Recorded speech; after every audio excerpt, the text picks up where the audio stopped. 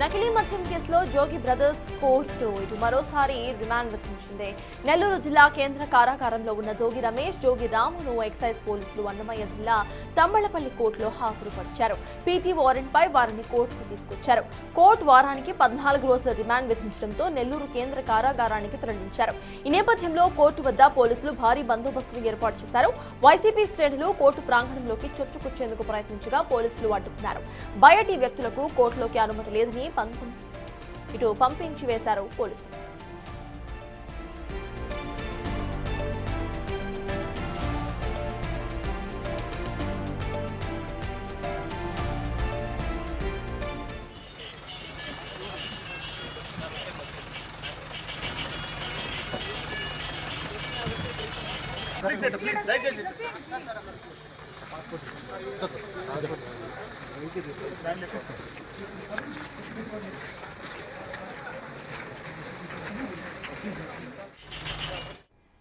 జోగి brothers కు court మరోసారి remand విధించింది. దీనికి సంబంధించిన అప్డేట్స్ మా ప్రతినిధి దామోదర్ అందిస్తారు. దామోదర్, చెప్పండి, ఇటు కోర్టు మరోసారి రిమాండ్ కు విధించినట్టుగా తెలుస్తోంది. అట్ ద సేమ్ టైం ఇటు వైసీపీ నేతలు సైతం అక్కడికి చొచ్చుకొచ్చే ప్రయత్నం చేసినట్టుగా అర్థమవుతోంది. అసలు ఇక్కడ అప్డేట్స్ ఏంటి అండ్ ఫర్దర్ గా ఈ కేసుకు సంబంధించిన డీటెయిల్స్ ఎలా ఉండబోతున్నాయి?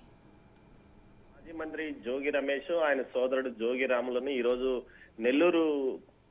నెల్లూరు జిల్లా కర్మాగారం నుంచి తంబలపల్లి కోర్టుకు తీసుకొచ్చారు. ఇప్పటికే ఇబ్రహీంపట్నం నకిలీ మద్యం తయారీ కేసులో ఆయన నిందితుడిగా ఉన్నాడు. తాజాగా ఏదైతే మొలకల చెరువు నకిలీ మద్యం కేసులో కూడా ఆయన నిందితుడిగా చేర్చడంతో విచారణ కోసం పీటీ వారెంట్ మీద కోర్టుకు తీసుకొచ్చారు.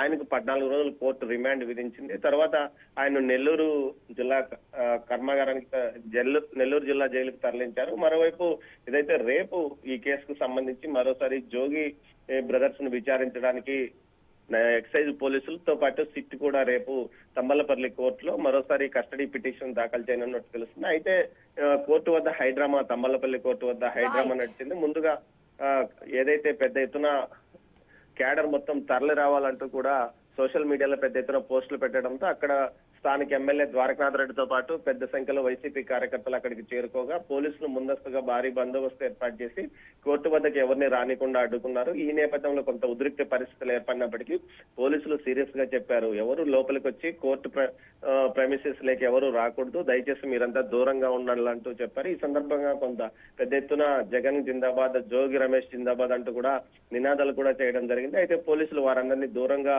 పంపించి వేశారు. అయితే కోర్టుకు వద్దకు వచ్చిన జోగి రమేష్ ను 5 నిమిషాల్లోపే ఆయనకు 14 రోజులు రిమాండ్ విధిస్తూ కోర్టు ఆదేశాలు జారీ చేసింది. రేపు మరోసారి కస్టడీ కోసం పిటిషన్ దాఖలు చేయనున్నారు సర్తాజ్. Thank you Damodar.